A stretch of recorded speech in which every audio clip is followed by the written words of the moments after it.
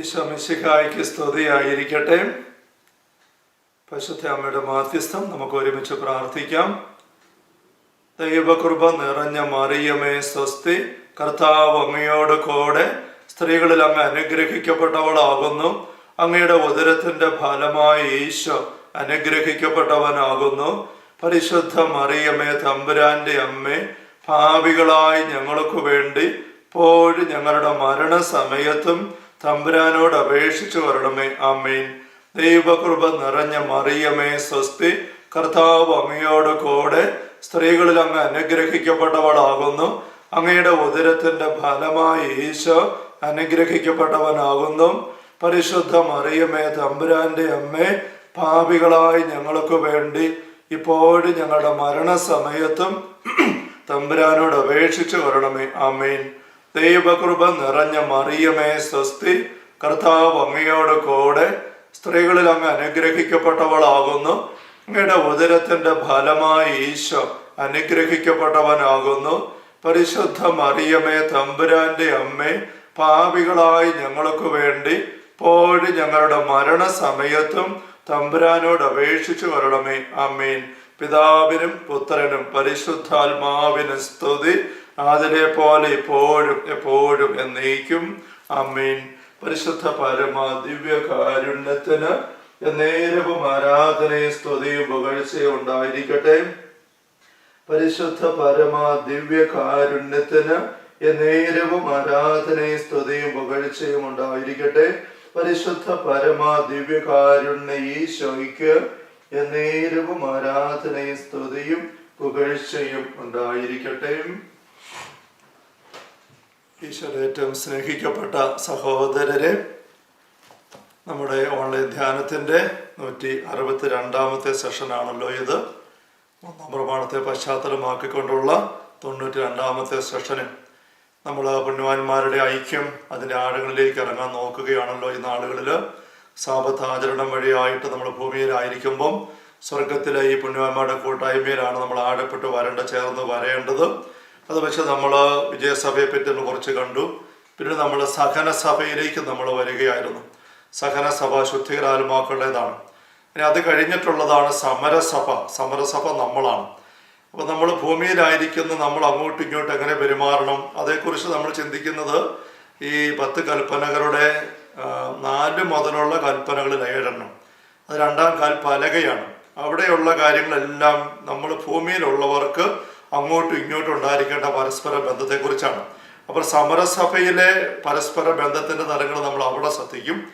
ഇപ്പം നമ്മൾ ഈ സഹന സഭയിൽ ഉള്ള നമ്മുടെ സഹോദരങ്ങളുമായിട്ട് ഉള്ളു ചേർക്കുന്നതിനെക്കുറിച്ച് ചില ബോധ്യങ്ങൾ നമ്മൾ എടുക്കുകയായിരുന്നു. കഴിഞ്ഞ 2 സെഷനിൽ നമ്മൾ പൊതുവായി കുറച്ച് കാര്യം കണ്ടിട്ട് എപ്രാസ്യാമ്മയുടെ ലിഖിതങ്ങളിൽ എപ്രാസ്യാമ്മയുടെ അനുഭവങ്ങൾ പങ്കുവെക്കുന്ന നമ്മൾ ശ്രദ്ധിച്ചു. അത് വിശ്വസനീയമായ കാര്യങ്ങളാണ്. അതേക്കുറിച്ച് നമ്മൾ തലമുകഞ്ഞ് വേറെ കാട് കയറി പുതിയ വ്യാഖ്യാനം ഉണ്ടാക്കാൻ പോകേണ്ട യാതൊരു ആവശ്യവും ഇല്ല എന്ന് നമ്മൾ അറിയണം. കാരണം നമ്മുടെ വിശുദ്ധയാണ് അവർ ഉള്ളു തുറന്ന് എഴുതിയിരിക്കുന്ന കത്തുകളാണത്. അങ്ങനെ അതിൻ്റെ ബാക്കിയായിട്ട് ഈ ഒരു സെഷനിൽ വിശുദ്ധ ഫൗസ്റ്റീനയുടെ ഡയറിയിൽ എഴുതിയിരിക്കുന്ന ചില സംഭവങ്ങളും കൂടി ഒന്ന് ചേർത്ത് വെക്കാം. അത് കഴിഞ്ഞ് നമുക്ക് ചില വചന വെളിപ്പെടുത്തലുകളിലേക്ക് നമുക്ക് വരാം. ഫൗസ്റ്റീനയുടെ ഡയറിയിൽ നമ്മൾ ശുദ്ധികരാത്മാക്കളെ കുറിച്ച് ഉള്ള ഒരു സംഭവം ആദ്യം വായിക്കുന്ന ഒരു പക്ഷേ 20ാമത്തെ നമ്പറിലാണ്. 20ാമത്തെ നമ്പർ പങ്കുവെക്കലിൽ ഖണ്ഡികയിൽ ഫൗസ്റ്റീനയുടെ ഡയറിയിൽ 20ാമത്തെ നമ്പർ. അവിടെ ഈ സംഭവത്തിന് ശേഷം ഞാൻ രോഗാതുരയായി പൊതുവെയുള്ള ക്ഷീണം, സ്നേഹമുള്ള മദർ സുപ്പീരിയർ മറ്റ് 2 സിസ്റ്റേഴ്സിനും കൂടെ എന്നെ വിശ്രമത്തിനായി അയച്ചു. ആ സ്ഥലം വാർസോയുടെ നഗരം ആയിരുന്നില്ല. ആ സമയത്താണ് ഇനി ആർക്കെല്ലാം വേണ്ടി പ്രാർത്ഥിക്കണമെന്ന് ഞാൻ ഈശോയോട് ചോദിച്ചത്. ആർക്കെല്ലാം വേണ്ടി ഞാൻ പ്രാർത്ഥിക്കണമെന്നുള്ളത് അടുത്ത രാത്രി എന്നെ അറിയിക്കാമെന്ന് ഈശോ പറഞ്ഞു.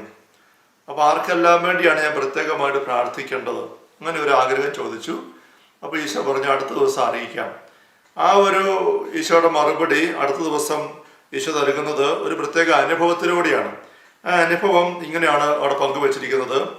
പിറ്റേ ദിവസം രാത്രി എൻ്റെ കാവൽ മാലാഖയെ ഞാൻ കണ്ടു. തന്നെ അനുഗമിക്കാൻ അദ്ദേഹം ആവശ്യപ്പെട്ടു. ഒരു നിമിഷം കൊണ്ട് തീ നിറഞ്ഞതും പുക കൊണ്ട് മൂടിയതുമായ ഒരു സ്ഥലത്ത് ഞാൻ എത്തി. അവിടെ പീഡ അനുഭവിക്കുന്ന അനേകം ആത്മാക്കളെ ഞാൻ കണ്ടു. അവർ വളരെ തീഷ്ണതയോടെ പ്രാർത്ഥിക്കുന്നുണ്ടായിരുന്നു. എന്നാൽ അത് അവർക്ക് യാതൊരു പ്രയോജനം ചെയ്തിരുന്നില്ല. നമുക്ക് മാത്രമേ അവരെ സഹായിക്കാൻ സാധിക്കുമായിരുന്നുള്ളൂ. അവർ പ്രാർത്ഥിക്കുന്നുണ്ട്, ദൈവത്തെ വിളിക്കും, ദൈവത്തോട് പ്രാർത്ഥിക്കുന്നു, എല്ലാം ചെയ്യുന്നുണ്ട്. കാരണം ഭൂമിയിലായിരുന്നപ്പം പ്രാർത്ഥനയൊക്കെ ഉണ്ടായിരുന്നവരാണ് ഇവർ. ദൈവത്തെ മറന്നു ജീവിച്ചവരല്ല. പക്ഷെ ഒത്തിരി അപൂർണതകളുണ്ട്. അതാണ് ശുദ്ധീകരണത്തിൽ പോയി കിടക്കേണ്ടി വന്നിരിക്കുന്നത്. അവർ പ്രാർത്ഥിക്കുകയാണ് അവിടെ ചെയ്യുന്നത്. പക്ഷെ അതുകൊണ്ട് അവർക്ക് പ്രയോജനം കിട്ടുന്നില്ല. നമുക്ക് സമ്പാദിക്കാനുള്ള സമയം, അല്ലെ പ്രയോജനകരമായ രീതിയിൽ പ്രാർത്ഥിക്കാനും പ്രവർത്തിക്കാനുമുള്ള അവസരം നമ്മുടെ മരണം വരെയേ ഉള്ളൂ എന്ന് നമുക്കറിയാം. മരണത്തോടുകൂടെ പിന്നെ നമുക്ക് എന്തെങ്കിലും കാര്യം മെച്ചപ്പെടുത്തിയെടുക്കാൻ, മാറ്റിയെടുക്കാനായിട്ട് നമുക്ക് സ്വാതന്ത്ര്യമില്ല. നമ്മുടെ അവസരം തീർന്നു. അപ്പൊ നമ്മൾ ഭൂമിയിലായിരിക്കുമ്പോൾ നമുക്ക് അവസരമുണ്ട് ഈ ആത്മാക്കളെ സഹായിക്കാൻ പ്രാർത്ഥന വഴി, പ്രത്യേകൃത്യങ്ങൾ വഴിയായിട്ട്. അതവിടെ പറയുന്നു. അവർക്ക് അവരുടെ പ്രാർത്ഥന യാതൊരു പ്രയോജനം കിട്ടുന്നില്ല. അപ്പൊ ഇവിടെ നമ്മൾ ചിന്തിക്കുന്ന ഒരു കാര്യമുണ്ട്. നമ്മൾ ശുദ്ധികരാത്മാക്കൾക്ക് വേണ്ടി പ്രാർത്ഥിക്കുമ്പോൾ അവർക്ക് ആശ്വാസം കിട്ടുമ്പോൾ അവരുടെ പ്രാർത്ഥന നമുക്ക് സഹായമായിട്ട് ഭവിക്കും എന്നൊരു പാരമ്പര്യം ഉണ്ട്. നമുക്കിത് വേറെ വചനം വെച്ച് തെളിയിക്കാനൊന്നും മാർഗമൊന്നുമില്ല. എങ്കിലും ഒരു വചനഭാഗം ലൂക്കായുടെ സുവിശേഷം 16-ാമത്തെ അധ്യായത്തിൽ ഇതേക്കുറിച്ച് ചിലപ്പോൾ ഒരു സൂചന തരുന്നതായിട്ട് നമുക്ക് കാണാനായിട്ട് പറ്റും. വേറെ രീതിയിലാണെങ്കിൽ പോലും അവിശ്വസ്തനായ കാര്യസ്ഥന്റെ ഉപമ ഈശോ പറയുകയാണ്. വിശ്വസ്തതയില്ലാത്ത കാര്യസ്ഥൻ കള്ളത്തരം കാണിച്ചു, യജമാനന്റെ പണമെല്ലാം ദുർവ്യയം ചെയ്തു. അതേപറ്റി യജമാനന് റിപ്പോർട്ട് കിട്ടി. യജമാനൻ ഉടനെ അവനെ വിളിച്ച് ചോദിച്ചു, എന്താ ഇതിനെപ്പറ്റി കേൾക്കുന്നത് ശരിയാണോ? കണക്കെല്ലാം വേഗം വെക്കാൻ പറഞ്ഞു, ഇന്ന് ഞാൻ പിരിച്ചു വിടാൻ പോവുക. അപ്പൊ അങ്ങനെ പറഞ്ഞു കഴിഞ്ഞപ്പോഴേക്ക് ഇങ്ങേര് പോയി ചെയ്യുന്നത്, ഈശോ പറയുകയാണ്, കടക്കാരെ വിളിച്ച് ഓരോരുത്തരുടെയും കടപ്പത്രം എടുത്ത് അവരെ കാണിച്ചിട്ട് തിരുത്താൻ പറഞ്ഞു. 100 ബത്ത ഗോതമ്പ്, അല്ല ഇത്ര കുടം വീപ്പ എണ്ണ എന്നുള്ളത് അതിന് പകുതിയാക്കി എഴുതിക്കൂ. അങ്ങനെ പറഞ്ഞെഴുതിയപ്പോൾ അവർക്ക് എല്ലാവർക്കും ഇവനോട് വലിയ അടുപ്പമുണ്ടായി. ഇവൻ വഴി അവർക്ക് ആശ്വാസം കിട്ടിയില്ല, കട ആശ്വാസം കിട്ടിയില്ല. കട ഇളച്ചു കൊടുക്കുന്നതിനായിട്ട് ഇങ്ങനെ മാറി. യജമാനോട് ചോദിക്കാതെ കള്ളത്തരമാണ് കാണിക്കുന്നത്. അങ്ങനെ ചെയ്ത് ഇങ്ങനെ പറയുന്നുണ്ട്. ഈശോ പറയുകയാണ്, ജോലിയിൽ നിന്ന് പുറത്തു ആക്കപ്പെടുമ്പം എനിക്ക് കളയ്ക്കാനും ജോലി ചെയ്യാനും വശമില്ല, തെണ്ടാൻ എനിക്ക് ലജ്ജയാണ്. അപ്പോൾ ഈ ആൾക്കാർ എന്നെ അവരുടെ വീടുകളിൽ സ്വീകരിച്ച് എന്നെ സഹായിക്കാൻ വേണ്ടി ഞാൻ ചെയ്യും എന്ന് പറഞ്ഞുകൊണ്ടാണ് ഇത് ചെയ്യുന്നത്. അങ്ങനെ ചെയ്തു. ഈ വിവരം യജമാനൻ അറിഞ്ഞപ്പം അവൻ കള്ളത്തരമാണ് കാണിച്ചത്, എങ്കിലും അവൻ്റെ ആ ബുദ്ധിയെ യജമാനൻ ശ്ലാഘിച്ചു എന്ന് ഈശോ പറയുകയാണ്. എന്നിട്ട് ഈശോ പറയുകയാണ്, 8-ാം വാക്യം, കൗശലപൂർവ്വം പ്രവർത്തിച്ചതിനാൽ നീതിരഹിതനായ കാര്യസ്ഥനെ യജമാനൻ പ്രശംസിച്ചു. എന്നാൽ ഈ യുഗത്തിന്റെ മക്കൾ തങ്ങളുടെ തലമുറയിൽ വെളിച്ചത്തിന്റെ മക്കളെക്കാൾ ബുദ്ധിശാലികളാണ്. ഇവിടെ ഈശോ പറയുമ്പോൾ ഈശോ കള്ളത്തരത്തെ ന്യായീകരിക്കുകയോ ഒന്നും അല്ല ചെയ്യുന്നത്, മറിച്ച് അടുത്ത കാര്യമാണ് പ്രധാനപ്പെട്ടത്. എന്താണ് ഈശോ പറയുന്നത്? 9-ാം വാക്യം, ഞാൻ നിങ്ങളോട് പറയുന്നു, അധാർമിക സമ്പത്ത് കൊണ്ട് നിങ്ങൾക്കായി സ്നേഹിതരെ സമ്പാദിച്ചു കൊള്ളുവിൻ. അത് നിങ്ങളെ കൈവെടിയുമ്പോൾ അവർ നിങ്ങളെ നിത്യകൂടാരങ്ങളിൽ സ്വീകരിക്കും. എന്താ അതിന്റെ അർത്ഥം? അധാർമിക സമ്പത്ത് കൊണ്ട് നിങ്ങൾക്കായി സ്നേഹിതരെ സമ്പാദിച്ചു കൊള്ളുവിൻ. അധാർമിക സമ്പത്ത് എന്ന് പറയുമ്പോൾ അതിന് വ്യാഖ്യാനം എന്താണ്? എന്തുകൊണ്ട് അധാർമിക സമ്പത്ത് എന്ന് പറയുന്നത് നമുക്ക് ചിന്തിക്കുമ്പോൾ നമുക്ക് നിത്യതയിലേക്ക് നേരെ കൊണ്ടുപോകാൻ പറ്റുകയല്ലാത്ത സമ്പത്ത്. ഈശോപത്തിലെ ജഡം ഒന്നിനും ഉപകരിക്കുന്നില്ല, ആത്മാവാണ് ജീവൻ നൽകുന്നത്. ജഡം ഒന്നിനും ഉപകരിക്കുന്നില്ല, പക്ഷെ നമുക്ക് ജഡമുണ്ട്, മനുഷ്യ ശരീരമുണ്ട്. അതുപോലെ ഭൂമിയിലെ സൗകര്യങ്ങളും വസ്തുക്കളും കാര്യങ്ങളും എല്ലാം ഇത് നമുക്ക് ഒന്നിനും ഉപകരിക്കുന്നില്ല. ഒരു വിധത്തിൽ പറഞ്ഞാൽ ഭോഷനായ ധനികനെ പറ്റി ഈശോ പറയുമ്പോൾ അവന്റെ വയൽ ഒത്തിരി വിളവ് നൽകി, അവനതെല്ലാം അറപ്പുറെ ശേഖരിച്ചു വെച്ചു, അനേക നാളുകളിലേക്ക് വേണ്ടതെല്ലാം നിനക്കുണ്ടായി എന്ന് അവൻ തന്നോട് തന്നെ പറഞ്ഞു. ലൂക്ക 12 നമ്മൾ 19 വാക്യങ്ങൾ പറയുകയാണ്, എൻ്റെ ആത്മാവെ അനേക വർഷത്തേക്ക് വേണ്ടി വിഭവങ്ങൾ നിനക്കായി സംഭരിക്കപ്പെട്ടിരിക്കുന്നു, വിശ്രമിക്കുക, തിന്നു കുടിച്ച് ആനന്ദിക്കുക. അങ്ങനെ ഉള്ള ഒരു കരുത്ത് ആയിട്ട് ഈ അറപ്പുര നിറയെ വിളവ് കിട്ടിയതിനെ ഈ മനുഷ്യൻ ചിന്തിക്കുമ്പോൾ ദേവനൻ ആ വ്യക്തിയെ ഭോഷ എന്നാണ് വിളിക്കുന്നത്. തനിക്ക് വേണ്ടി തന്നെ ദൈവസന്നിധി സമ്പന്നനാകാതെ തനിക്ക് വേണ്ടി സമ്പത്ത് ശേഖരിച്ചു വെച്ചു, അത് അവൻ്റെ മണ്ടത്തരം. അപ്പൊ ഈ വിളവ്, അറപ്പുര, വയലുകൾ ഇതെല്ലാം ദൈവം കൊടുത്തതാണ്. ദൈവത്തിന്റെ സൃഷ്ടി ക്രമീകരണമാണ്, ഭക്ഷണവും നമുക്കെല്ലാം ആവശ്യമാണ്. പക്ഷെ ആ സമ്പത്ത് കൊണ്ട് ഇവൻ ചെയ്യേണ്ടിരുന്ന അവന്റെ മുന്നോട്ടുള്ള വർഷങ്ങൾ തിന്നാനുള്ള വക ഉണ്ടാക്കി വെക്കുക എന്നുള്ളതല്ല. അതുകൊണ്ട് അവൻ ദൈവസന്നിധി സമ്പന്നനാകണമായിരുന്നു. ദൈവസന്നിധിയിൽ അവൻ സമ്പന്നനാകണമായിരുന്നു. അതേ അധ്യായം തന്നെ മിനിറ്റ് വായിച്ചു വരുമ്പം 33-ാം വാക്യം, നിങ്ങളുടെ സമ്പത്ത് വിറ്റ് ദാനം ചെയ്യുവിൻ, പഴകിപ്പോകാത്ത പണസഞ്ചികൾ കരുതി വയ്ക്കുവിൻ. ഒടുങ്ങാത്ത നിക്ഷേപം സ്വർഗത്തിൽ സംഭരിക്കുവിൻ. ഒടുങ്ങാത്ത നിക്ഷേപം സ്വർഗത്തിൽ സംഭരിക്കുവിൻ. അതിനു വേണ്ടിയിട്ടാണ് ഭൂമിയിലുള്ള ഈ സമ്പത്ത്, ഈ അറപ്പുര നിറയെ കിട്ടുന്ന വിളവ്, ധാന്യ കൂമ്പാരം, ഇതെല്ലാം നമ്മൾ ഉപയോഗിക്കേണ്ടത്. നമുക്കുള്ള അവസരങ്ങളും ബന്ധങ്ങളെല്ലാം സ്വർഗത്തിലേക്ക് സമ്പാദിക്കാൻ. ആ രീതിയിലാണ് ഇവിടെ ഈ സമ്പത്ത്, അധാർമിക സമ്പത്ത് എന്ന് സൂചിപ്പിക്കുന്നത്. അധാർമിക സമ്പത്ത് കൊണ്ട് നിങ്ങൾക്കായി സ്നേഹിതരെ സമ്പാദിച്ചു കൊള്ളുവിൻ. ആരാണ് ഈ സ്നേഹിതര്? ഇവിടെ ഈശോ പറയുന്ന ഈ അവിശ്വസനായ കാര്യസ്ഥന്റെ ഉപമയിൽ ജോലിയിൽ നാം പിരിച്ചുവിടപ്പെടുമ്പോൾ അവനെ തങ്ങളുടെ ഭവനങ്ങളിൽ സ്വീകരിക്കാൻ പറ്റിയ ആൾക്കാരെ അവൻ കണ്ടുപിടിച്ചു. അതാണ് സ്നേഹിതർ. അവനെ സംബന്ധിച്ചിടത്തോളം ജോലി ഇപ്പൊ തീരാൻ പോവുകയാണ്, പുറന്തള്ളപ്പെടും യജമാന്റെ വീട്ടിൽ നിന്നും. അപ്പോൾ തന്നെ സ്വീകരിക്കാൻ ആരെങ്കിലും വേണം. അത് സ്നേഹമുള്ള ആൾക്കാരെ കണ്ടുപിടിക്കുകയാണ്. അതിനുവേണ്ടി അവൻ ഈ കള്ളക്കണക്ക് എഴുതി അവർക്ക് ഇളവ് കൊടുത്തോണ്ട് നീങ്ങുകയാണ്. ഇപ്പൊ സ്നേഹിതരെ സമ്പാദിച്ചു അവൻ കൗശലപൂർവ്വം പ്രവർത്തിച്ചുകൊണ്ട്. അപ്പൊ ഇവിടെ ഈശോ പറയുകയാണ്, അങ്ങനെ സമ്പാദിക്കാൻ വേണ്ടി അല്ല ഈശോ ഉദ്ദേശിക്കുന്നത്. ഈ യുഗത്തിന്റെ മക്കള് വെളിച്ചത്തിന്റെ മക്കളെക്കാൾ ബുദ്ധിശാലികളാണ്. ലോകത്തിന് അതിൻ്റെതായ കൗശലങ്ങളെല്ലാം ഉണ്ട്. അവരെന്തുമാത്രം സമർത്ഥമായിട്ടാണ് പ്രവർത്തിക്കുന്നത്.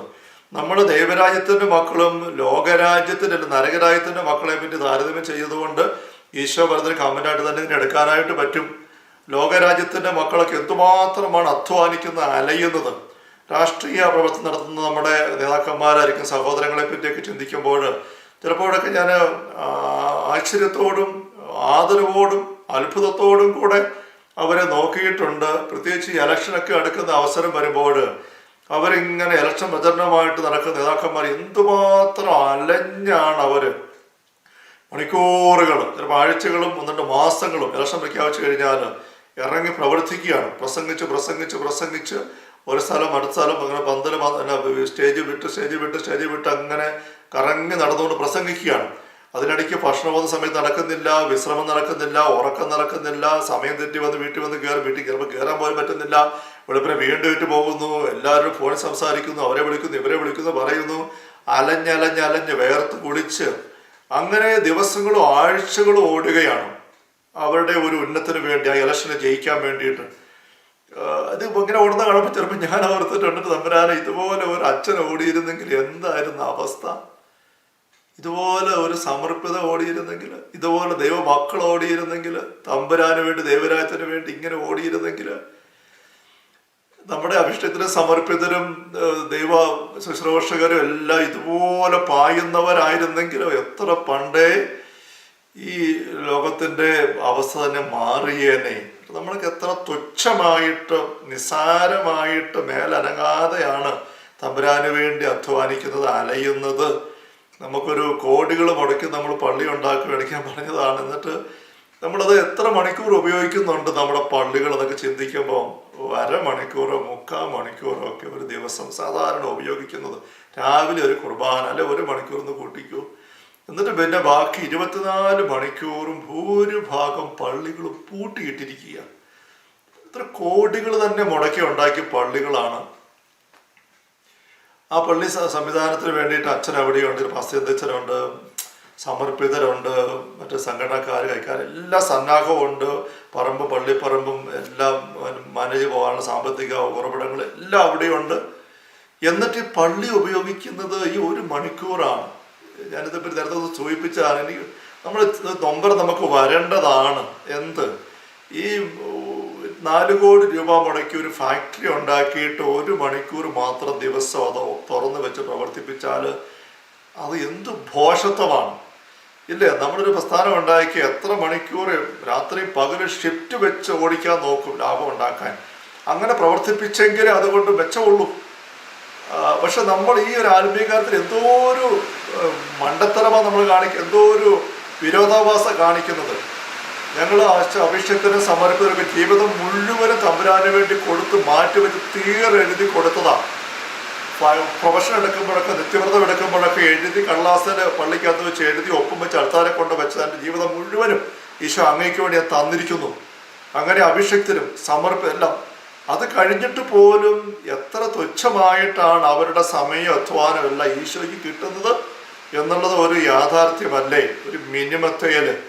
അതേസമയം മറുവശത്തോ എന്തുമാത്രം ചത്ത് കിടന്നാണ്. ചില വിശ്വാസത്തിൻ്റെ പുറകെയൊക്കെ പോകുന്ന ആൾക്കാർ ചാവേറാകാൻ മാത്രം, ജീവൻ പോലും പൊട്ടിത്തെറിപ്പിച്ച് കളയാൻ അങ്ങനെ പോലും ഇങ്ങനെയൊക്കെ ഇറങ്ങിത്തിരിക്കും, നാടും വീടും വിട്ട് അന്യ നാട്ടിൽ പോയിട്ട് ഇങ്ങനെ അവിടെ വിശ്വാസത്തിന് വേണ്ടിയിട്ട് അലഞ്ഞ് കുടുംബം ഉപേക്ഷിച്ച് ജീവിതം ഉപേക്ഷിച്ചൊക്കെ പോകുന്ന ആൾക്കാരെ നമ്മൾ കാണുമ്പോൾ ഈശോയുടെ ഈ വാക്കുകൾ, ഈ യുഗത്തിൻ്റെ മക്കൾ തങ്ങളുടെ തലമുറയിൽ വെളിച്ചത്തിൻ്റെ മക്കളെക്കാൾ ബുദ്ധിശാലികളാണ്, ആത്മാർത്ഥതയുള്ളവരും അധ്വാനികളുമാണ്. അവർ സമ്പാദിക്കുന്നു അവരുടെ ഉദ്ദേശം വെച്ചുകൊണ്ട്. രാഷ്ട്രീയത്തിൽ പ്രവർത്തിക്കുന്ന സഹോദരങ്ങൾ ഇലക്ഷനൊക്കെ വരുമ്പോൾ എന്തോരം അലഞ്ഞു കിടന്നാണ് അവർ അവരുടെ കാര്യം നേടാൻ വേണ്ടി, വിജയം വരിക്കാൻ വേണ്ടി പരിശ്രമിക്കുന്നത്. വോട്ട് കിട്ടാൻ വേണ്ടി, ഒരൊറ്റ വോട്ട് കിട്ടാൻ സാധ്യതയുണ്ട്. അതിനുവേണ്ടി എത്ര കിലോമീറ്റർ അവർ പോകും. ഏത് പാതിരാത്രിക്കും പോയി നല്ല വാക്കും പറഞ്ഞ് പുഞ്ചിരിച്ച് കാണിച്ച് കയ്യെ പിടിച്ച് കാലെ പിടിച്ച് ഇങ്ങനെ എന്തുമാത്രമാണ് പുറകെ നടക്കുന്നത്. നമ്മൾ തമ്പുരാൻ്റെ ആയത്തിന് വേണ്ടി ഒരു വ്യക്തിയെ സമ്പാദിച്ചെടുക്കാൻ, ശേഖരിച്ചെടുക്കാനായിട്ട് ഇങ്ങനെ ഒരു നൊമ്പര ആർക്കാ ഉള്ളത്? നമുക്ക് ആത്മരക്ഷയ്ക്ക് വേണ്ടിയിട്ട് ദാഹമൊന്നും ഇല്ല. നമ്മൾ കഴിഞ്ഞ ഒരു സെഷനിൽ 2 സെഷൻ ഞാൻ പറയുകയുണ്ടായി, ഒരു ആത്മീയ പോരാട്ടം നടത്താനായിട്ട് ഇതുപോലെ എക്വിപ്ഡായ വേറൊരു സമൂഹമില്ല നമ്മളെപ്പോലെ. പക്ഷെ നമ്മളതിൻ്റെ ലീസ്റ്റ് നിസ്സാരം ഏറ്റവും മിനിമം പോലും ചെയ്യുന്നില്ല. നമുക്കൊരു ലോകവ്യാപകമായ ഒരു ആത്മീയ പോരാട്ടത്തിനായിട്ട് നമ്മൾ ഒരുങ്ങണം, അത് ചെയ്യണം. അത് പ്രത്യേകിച്ച് ഒരു ഉദ്ഘാടനം ചെയ്ത് ആരംഭിക്കേണ്ട വിഷയമൊന്നുമില്ല. ഉദ്ഘാടനം ചെയ്തതാണ് പന്തക്കുസ്തായിൽ. അതിലേക്ക് നമ്മൾ ഓരോരുത്തരും മാമോസ വഴി കയറി വന്നതാണ്. അതിനുവേണ്ടിയുള്ള എല്ലാ സന്നാഹങ്ങളും ദൈവം നമുക്ക് തന്നിട്ടുണ്ട്. സഭയിലെ അംഗത്വം വഴിയായിട്ട് ലീജിയൻ ഓഫ് മേരി എന്നൊരു സംഘടന അവർ തീഷ്ണതയുടെ ഇടക്കാലത്ത് ആരംഭിച്ചത് അതിനെപ്പറ്റി സൂചിപ്പിക്കുകയുണ്ടായി. മാതാവിൻ്റെ സൈന്യം, ലീജിയൻ, ലെഗിയോൻ, സാത്താൻ്റെ സൈന്യത്തിനെതിരെ നിലകൊള്ളാൻ, ഇങ്ങനെ എല്ലാ സന്നാഹങ്ങളും നമുക്ക് സഭയിലുണ്ട്, നമ്മുടെ വിശ്വാസ ജീവിതത്തിലുണ്ട്. പക്ഷെ അതൊക്കെ എത്രയോ നിസ്സാരമായിട്ട് നമ്മൾ അവഗണിച്ച് കളഞ്ഞിരിക്കുകയാണ്. സഹോദര സഹോദരങ്ങൾ, ഒരു ആത്മീയ ഉണർവോടുകൂടി ഒരു പോരാട്ടം ദൈവരാജ്യത്തിലൂടെ നടത്താനായിട്ട് നമ്മൾ ഉണർന്നു വരണം. അത് ഞാൻ പറയുന്നത് ഒരു പുതിയ സന്നാഹം ഉണ്ടാക്കണം, പുതിയൊരു സംരംഭം ഉണ്ടാക്കണം എന്നല്ല പറയുന്നത്. മറിച്ച് നമുക്ക് കിട്ടിയിരിക്കുന്നതിനെ ഒന്ന് ഉണർവ് കത്തിച്ചെടുത്താൽ മതി. അങ്ങനത്തെ ഒരു തീക്ഷ്ണതയിലേക്ക് ഞാൻ പറഞ്ഞിട്ട് നമുക്ക് ഒരുമിച്ച് കുറച്ച് കാര്യം ചെയ്യാൻ. ഒരുമിച്ച് എന്ന് വെച്ചാൽ സംഘടന ഉണ്ടാക്കിയിട്ടോ ഒരു ലേബർ ഉണ്ടാക്കിയിട്ട് ചെയ്യാൻ വേണ്ടിയല്ല, ഒരു ബോധത്തോടു കൂടെ നമ്മൾ ഈ ധ്യാനത്തിലൂടെ കണ്ടുവന്ന കാര്യങ്ങൾക്ക് അനുസരിച്ച് നമ്മുടെ ജീവിതത്തെ ഉണർവിലേക്ക് കൊണ്ടുവന്ന് പ്രാർത്ഥന വഴി കരുത്തെടുത്ത് ഡൗൺലോഡ് ചെയ്തെടുത്ത് അത് തിന്മയ്ക്കെതിരെ ദൈവരാജ്യത്തിന് വേണ്ടി ശക്തമായിട്ട് വിനിയോഗിക്കാൻ ഉള്ളൊരു സന്നദ്ധതയ്ക്ക് നമ്മൾ കയറി വരിക. നമുക്ക് ഈ നിയോഗം പ്രാർത്ഥന വെക്കാം. ഞാൻ പ്രാർത്ഥന വെച്ചിരിക്കുക. നമുക്ക് കുറച്ചുകൂടെ വ്യക്തതയെ പറ്റി വേണം. അങ്ങോട്ടും ഇങ്ങോട്ടും ഒരു ആത്മീയ ബന്ധത്തിലായിരുന്നു നമുക്ക് പോരാട്ടം നടത്താനായിട്ട്. ഈശോ പറയുകയാണ്, ഈ യുഗത്തിൻ്റെ മക്കള് തമ്പുരാന്റെ വെളിച്ചത്തിൻ്റെ മക്കളെക്കാൾ എത്രയോ ബുദ്ധിശാലികളാണ്, എത്രയോ ചത്തുകിടന്ന് പണിയെടുക്കുന്നവരാ. അങ്ങനെ പണിയെടുക്കുന്നവരെ കിട്ടുന്നില്ല. പൗലോസപ്പോസ്തലൻ ഒരിക്കൽ പറയുകയുണ്ടായി, എല്ലാവരും അന്വേഷിക്കുന്നത് സ്വന്തം കാര്യമാണ്, യേശുക്രിസ്തുവിൻ്റെ കാര്യം അല്ല എന്ന് പറഞ്ഞുകൊണ്ട് പൗലോസപ്പോസ്തലൻ നൊമ്പരം പറയുന്നതായിട്ട് ഫിലിപ്പിയ ലേഖനത്തിൻ്റെ 2-ാമത്തെ അധ്യായത്തിൽ 21-ാം വാക്യം. എല്ലാവരും അന്വേഷിക്കുന്നത് സ്വന്തം കാര്യമാണ്, യേശുക്രിസ്തുവിൻ്റെ കാര്യം അല്ല. അതിൻ്റെ ഒരു അപവാദമാണ്, എക്സെപ്ഷനാണ് തിമോത്തിയോസ് എന്ന് പറഞ്ഞുകൊണ്ട് അവനെ വിരുദ്ധം വാക്യം. അവനെപ്പോലെ നിങ്ങളുടെ കാര്യത്തിൽ ആത്മാർത്ഥമായ താല്പര്യമുള്ള വേറെ ആൾ എനിക്കില്ല എന്ന് പറഞ്ഞുകൊണ്ട് തിമോത്തിയോസിനെ പറ്റി പറയുന്നത് എല്ലാവരും അതിന് സ്വന്തം കാര്യമാണ്. നമ്മൾ സഭയിലേക്ക് വന്നവരും സമർപ്പിതരായവരും അഭിഷിക്തരായവരും ശുശ്രൂഷകളെ വ്യാപരിക്കുന്ന അഭികരണ മേഖല പ്രവർത്തിക്കുന്നവരുമായ നമുക്ക് എല്ലാവർക്കും തന്നെ ഉള്ള അന്വേഷണം സ്വന്തം കാര്യമല്ലേ എന്ന് ആത്മശോധന ചെയ്യാൻ പരിശുദ്ധാത്മാവ് പൗലോസപ്പോസ്തലന്റെ ഈ ഒരു വചനം വഴിയായിട്ട് നമ്മളെ ആഹ്വാനം ചെയ്യുന്നുണ്ട്.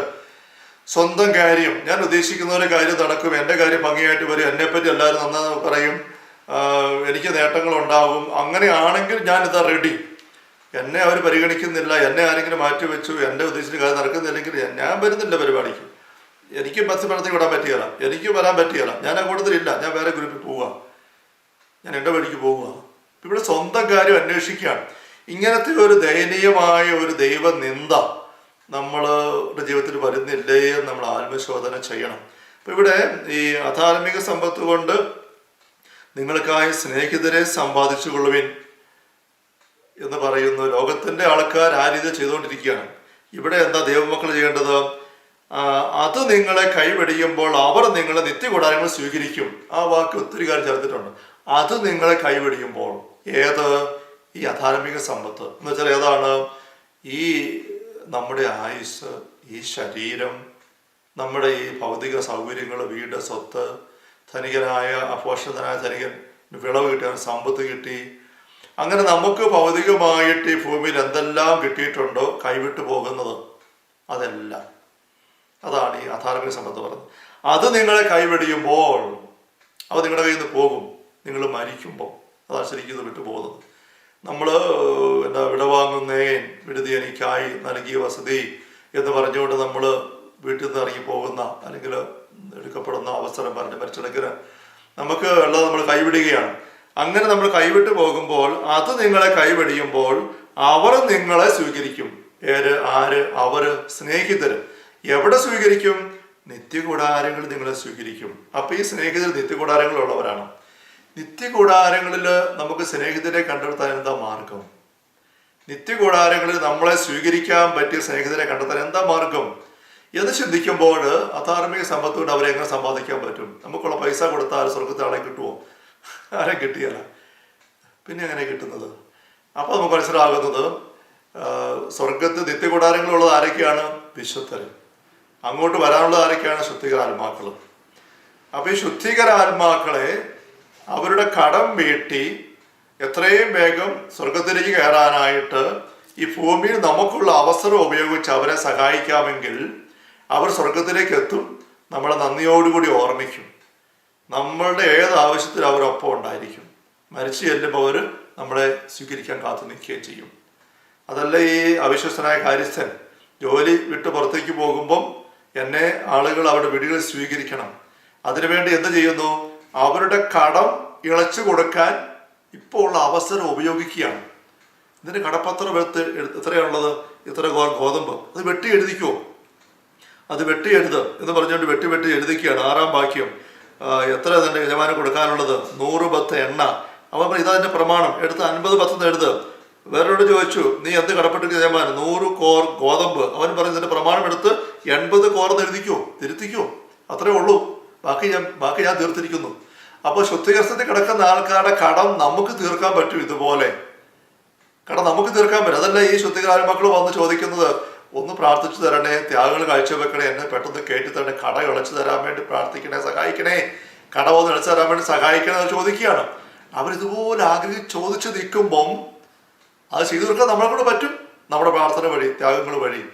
അപ്പൊ അങ്ങനെ കടം വിളച്ച് കെട്ടി സ്വർഗത്തിലേക്ക് പോകുമ്പോൾ നമ്മൾ കഴിഞ്ഞ സൃഷ്ടി കാണുകയുടെ എബ്രാസ്യാമയുടെ അപ്പൻ വന്ന് നന്ദി പറയുകയാണ്. അമ്മയുടെ ഒപ്പം മാതാവിൻ്റെ ഒപ്പം വന്നിട്ട്, മോളെ നിന്റെ പ്രാർത്ഥനയ്ക്ക് ഒത്തിരി നന്ദി, എന്റെ കടം വിളച്ച് കിട്ടി, ഞാൻ നേരത്തെ കയറി പോവുകയാണ്, ഒത്തിരി നന്ദി മോളെ, കൈവച്ച് അനുഗ്രഹിച്ചിട്ട് പോവുകയാണ്. അങ്ങനെ പോകുന്ന അപ്പൻ സ്വർഗത്തിൽ ചെല്ലുമ്പോൾ ഈ എബ്രാസ്യാമയെ ഓർക്കാതെ ഒരു നിമിഷം എങ്ങനെ ഇരിക്കുമോ? നമ്മളുടെ പ്രാർത്ഥന സ്വീകരിച്ചുകൊണ്ട് അതിൻ്റെ പരമായി കടം വിളച്ച് കിട്ടി ശുദ്ധീകരണ അവസ്ഥയുടെ ഭീകരമായ സഹനം കുറച്ച് കിട്ടി സ്വർഗത്തിലേക്ക് കയറി പോകുന്ന ഒരു ആത്മാവ് ആ സ്വർഗത്തിൽ ചെന്ന് കഴിയുമ്പോൾ നമ്മുടെ കാര്യം മറന്നു പോകുമോ? ഒരിക്കലുമില്ല. നിരന്തരം നമ്മളെ ഓർത്തുകൊണ്ടിരിക്കും.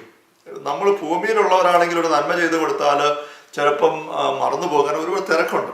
ക്ഷീണമുണ്ട്, മറവിയുണ്ട്, ഉറക്കമുണ്ട്, ഓട്ടമുണ്ട്, ജോലിയുണ്ട്, ഇതിലെല്ലാം ഇടയിൽ കാര്യം മറന്നു പോകും.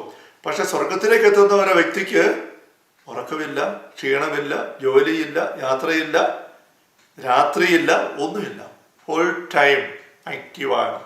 അപ്പോൾ അവിടെ ഫുൾ ടൈം അവരുടെ ഉള്ളിൽ, അവരുടെ മുമ്പിൽ നോട്ടത്തിൽ നമ്മളുണ്ട്. ഏത്? ഇന്ന വ്യക്തിയുടെ പ്രാർത്ഥന വഴിയാണ് ഞാൻ ആ പീഡന സ്ഥലത്ത് സ്വർഗത്തിലേക്ക് കയറി വന്നത്, ഇന്ന വ്യക്തിയുടെ പ്രാർത്ഥന. അപ്പൊ ആ വ്യക്തി തമ്പുരാന്റെ മുമ്പിലായിരിക്കുമ്പോൾ നിരന്തരം നമ്മൾ അവരുടെ മനസ്സിലുണ്ട്, അവരുടെ ഉള്ളിലുണ്ട്. നമ്മുടെ എല്ലാ കാര്യത്തിനും അവർ നമ്മളെ എപ്പോഴും സഹായിച്ചുകൊണ്ടിരിക്കും. ഇതാണ് നിത്യകൂടാരങ്ങളിലെ സ്നേഹിതരെന്ന് പറയുന്നത്. എന്ത് മനോഹരമാണ്. നമ്മൾ ശുദ്ധീകരാത്മാക്കളുടെ വണക്കമാസത്തിൽ ഇങ്ങനെ ഇതേപ്പറ്റി കാണിക്കുന്ന ഒരുപാട് സംഭവങ്ങളൊക്കെ പണ്ട് വായിച്ചത് കേട്ട് ഓർമ്മിക്കുന്നുണ്ടാവും. ഞാനതിലേക്ക് ഇപ്പോൾ പോകുന്നില്ല. നമ്മൾ ശുദ്ധീകരാത്മാക്കൾക്ക് വേണ്ടി പ്രാർത്ഥിക്കുമ്പോൾ നമുക്ക് വലിയ ആശ്വാസവും സഹായം കിട്ടുന്നതായിട്ട് അനേക അനുഭവങ്ങളും സംഭവങ്ങളും ഉണ്ട്. അത് അവർ ശുദ്ധീകരണത്തിൽ കിടന്നുകൊണ്ട് നമ്മൾ പ്രാർത്ഥിച്ച് നമ്മളെ സഹായിക്കുന്നു എന്നുള്ളതാണോ ആയിരിക്കാം, നമുക്ക് അറിഞ്ഞുകൂടാ. അല്ലെങ്കിൽ നമ്മുടെ പ്രാർത്ഥന വഴി അവർ ശുദ്ധീകരണാവസ്ഥയിൽ നിന്നും സ്വർഗത്തിലേക്ക് കയറിയിട്ട് സ്വർഗത്തിലായിരിക്കുമ്പോൾ നമുക്ക് വേണ്ടി അവർ ഇടപെടുന്നതാണോ? അതായിരിക്കും ഒരുപക്ഷെ കൂടുതൽ ശരി. സ്നേഹമുള്ള സഹോദരങ്ങളെ, നമ്മൾ ഓരോരുത്തരുടെയും അല്ലെ എൻ്റെ പ്രാർത്ഥന ഓരോരുത്തരും ഓർമ്മിക്കണം. എൻ്റെ പ്രാർത്ഥന ത്യാഗങ്ങൾ സ്നേഹത്തോടെയുള്ള ഓർമ്മ വഴിയായിട്ട് സ്വർഗത്തിലേക്ക് കയറാൻ ഇടവന്ന കുറേ വിശുദ്ധ ആത്മാക്കൾ എനിക്ക് വേണം. എന്നെ ഓർക്കും, അവർ എന്നെ സഹായിക്കും, എൻ്റെ ഏത് ആവശ്യത്തിലും അവരുണ്ടായിരിക്കും.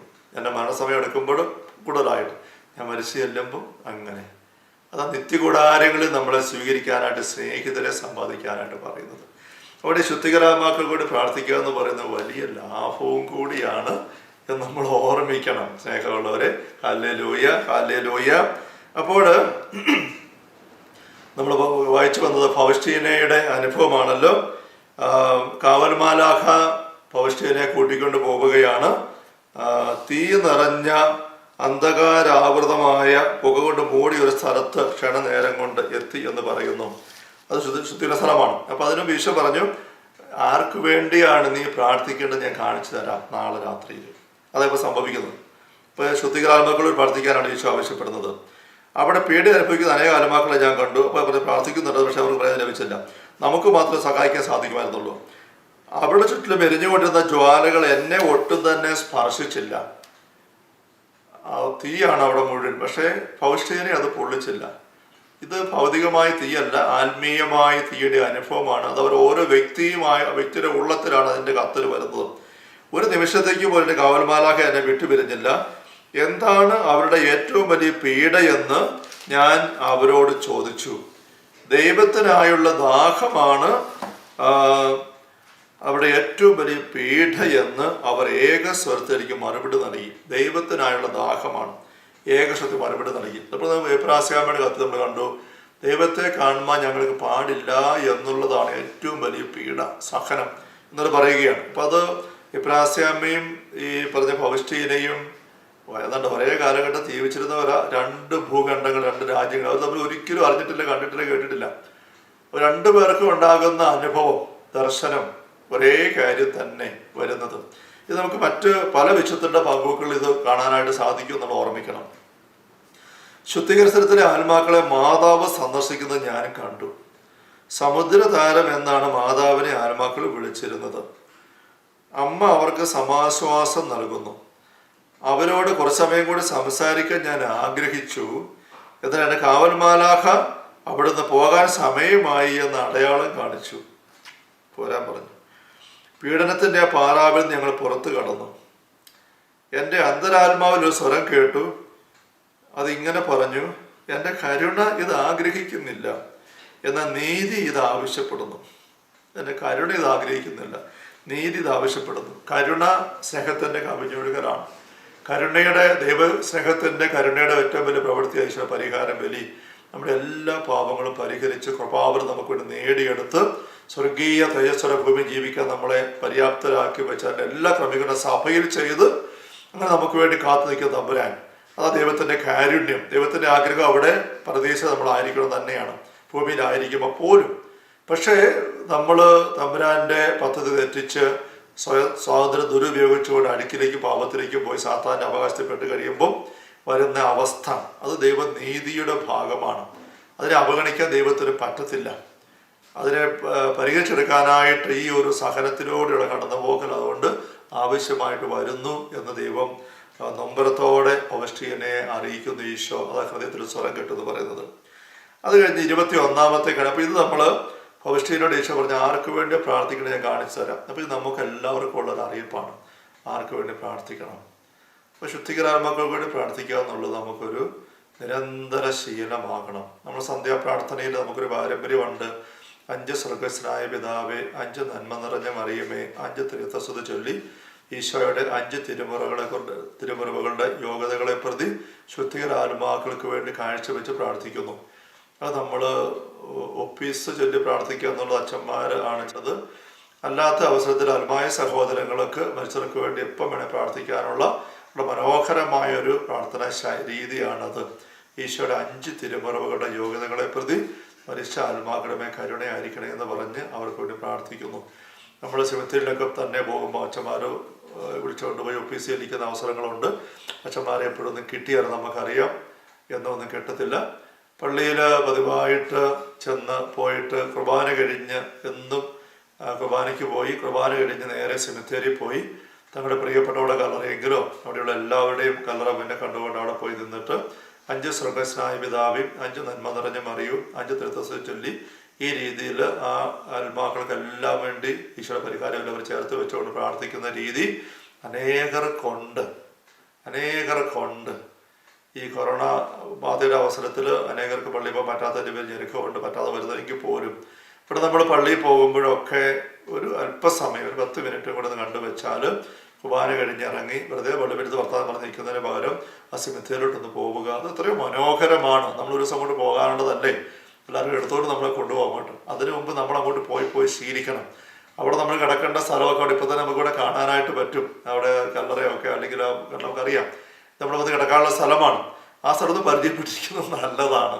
കാരണം അവിടെ ചെന്നിട്ട് അവിടെ നേരത്തെ കടന്നു പോയ ആൾക്കാരുടെ ഓർമ്മ ആചരിച്ചുകൊണ്ട് അവർക്ക് വേണ്ടിയിട്ട് ഈ പറഞ്ഞ രീതിയിൽ ഒന്ന് പ്രാർത്ഥിച്ച് കടന്നു വരിക. അത് മനോഹരമാണ്. ഈശോ ആവശ്യപ്പെടുന്ന ഫൗസ്റ്റീനയോട്, അതുപോലെ നമ്മളെല്ലാവരോടും. അങ്ങനെ ഇനി 1-2 സംഭവങ്ങൾ കൂടെ ഫൗസ്റ്റീനായി പുസ്തകത്തിൽ പങ്കുവെക്കുന്ന ഞാനൊന്ന് പെട്ടെന്ന് വായിച്ച് കേൾപ്പിക്കാൻ ആഗ്രഹിക്കുകയാണ്. 21-ാമത്തെ ഖണ്ഡികയിൽ ഫൗസ്റ്റീന ഇങ്ങനെ എഴുതുകയാണ്: പോസ്റ്റലൻസിയുടെ അന്ത്യത്തിൽ 1926 ഏപ്രിൽ 29 എൻ്റെ അധികാരികൾ ക്രാക്കോവിലെ നോവിഷ്യത്തിലേക്ക് എന്നെ അയച്ചു.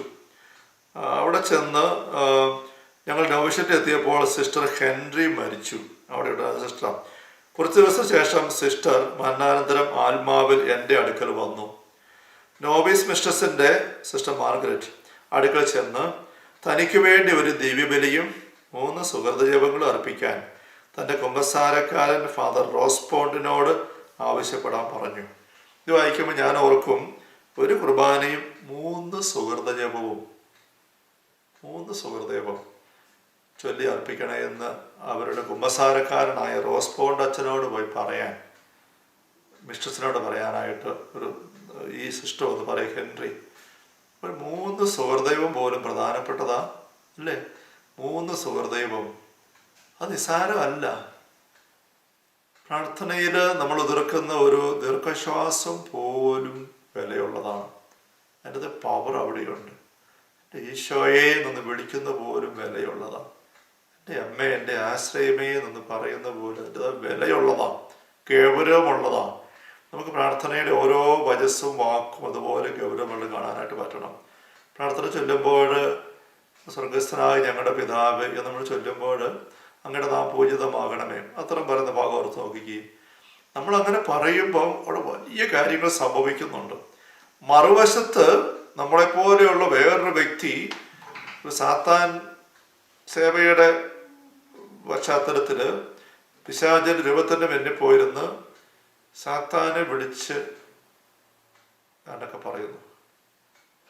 അപ്പോൾ സാത്താന ശക്തി അവിടേക്ക് ഇറങ്ങി വരികയാണ്. അങ്ങനെയുള്ള അനേക വ്യക്തികൾ നിരന്തരം അങ്ങനെ ചെയ്തുകൊണ്ടിരിക്കുന്നു. അപ്പൊ തമ്പുരാന്റെ മക്കൾ, ദൈവജനം സ്വർഗസ്ഥനായ ഞങ്ങളുടെ പിതാവേ എന്ന് വിളിക്കുമ്പോൾ അതൊരു വലിയ വിളിയാണ്. എൻ്റെ ഉള്ളത്തിലേക്ക് ഞാൻ പിതാവിനെ വിളിക്കുകയാണ്, അങ്ങയുടെ രാജ്യം വരണമേ. അങ്ങനെ പറയാനൊരാൾ ഞാൻ, അത് ദൈവത്തിന് എന്തൊരു ഇഷ്ടമാണ്. കാരണം കുറേ ആൾക്കാർ തിരിച്ചാ പറയുന്നത്, സാത്താൻ രാജ്യം വരാൻ. അനേകർ ഒന്നും പറയുന്നേ ഇല്ല. ഒന്നും പറയാതെ നടക്കുന്നവർക്ക് കുഴപ്പമില്ലല്ലോ എന്നാണ് വിചാരം. മുറ്റത്ത് പൂന്തോട്ടം ഉണ്ടാക്കണമെങ്കിൽ എന്നാ ചെയ്യണം? മുറ്റം ഒന്നും ചെയ്യാതെ ഇട്ടാച്ചാൽ മതി ആണോ? മുറ്റം ഒന്നും ചെയ്യണ്ട, വെറുതെ അങ്ങോട്ട് വേലി കെട്ടിയിട്ടേക്കുക. പൂന്തോട്ടം ആകുമോ? കാടാവും. പൂന്തോട്ടം ആകണമെങ്കിലോ ശ്രദ്ധയോടെ കിളച്ച് കുറ്റി വരും എല്ലാം മാറ്റി വിത്ത് നട്ട്, തൈ നട്ട്, ചെടി കൊച്ചിട്ട് നട്ട്, പിന്നെ പുറകെ കള പറിച്ച് നിന്നെങ്കിലേ പൂന്തോട്ടം ഉണ്ടാവുള്ളൂ. എന്നാൽ കാടുണ്ടാകണമെങ്കിലോ ചുമ്മാ ഇട്ടാച്ചാൽ മതി. അതുകൊണ്ട് തമ്പുരാനെ വിളിച്ച് പ്രാർത്ഥിച്ച് മാത്രമേ ദൈവരാജ അനുഭൂതി കയറാൻ പറ്റുള്ളൂ. പ്രാർത്ഥിക്കുന്നില്ല, ഞാൻ നരകത്തിൻ്റെ രാജ്യത്തിൻ്റെ പറയാൻ പോകുന്നുമില്ലെന്ന് പറയുന്നവരുടെ ഉള്ളിൽ കാട് തന്നെയാണ് കയറുന്നത്. എന്നോട് കൂടെ അല്ലാത്തവൻ എൻ്റെ എതിരാളിയാണ്, എന്നോട് ശേഖരിക്കാത്തവൻ ചിതറിക്കുകയാണ്. എൻ്റെ കൂടെ ശേഖരിക്കാത്തവൻ ചിതറിക്കുകയാണ്. മത്തായി 12:28-30 വാക്യങ്ങൾ നമുക്കറിയാം. അപ്പം ഞാൻ നരകത്തിന് വേണ്ടി ശേഖരിക്കുന്നില്ല, നരകത്തിന് വേണ്ടി നിലകൊള്ളുന്നുമില്ല, പിന്നെ ദൈവരാജ്യത്തിന് വേണ്ടി ശേഖരിക്കാൻ എനിക്ക് അത്ര ബോധ്യവും നേരമൊന്നും ഇല്ലതാനും എന്ന് പറയുന്ന വ്യക്തിയോട് ഈശോ പറയുന്നത്, എന്നോടുകൂടെ നീ ശേഖരിക്കുന്നില്ലെങ്കിൽ നീ ചിതറിക്കുകയാണ്, നരകത്തിലേക്ക് കൊടുക്കുകയാണ്. പൂന്തോട്ടം ഉണ്ടാക്കാൻ വേണ്ടി മുറ്റത്ത് കാട് പറിച്ചും വളവിട്ടും നോക്കുന്നില്ലാത്ത വ്യക്തി മുറ്റത്ത് കാട് വളരാൻ ഇട കൊടുക്കുകയാണ്. ഞാൻ കാട് വളർത്തുന്നൊന്നുമില്ല, ഞാൻ പൂന്തോട്ടം വളർത്താൻ ഉദ്ദേശിക്കുന്നത്. പക്ഷേ പൂന്തോട്ടം വളർത്താൻ വേണ്ടി ചെടി വെക്കാനൊന്നും എനിക്ക് നേരമില്ല, പൂന്തോട്ടത്തിന് വേണ്ടി ചെയ്യാൻ എനിക്ക് നേരമില്ലെന്നേ ഉള്ളൂ. കാടൊന്നും മുറ്റത്ത് എനിക്ക് ഇഷ്ടമില്ല.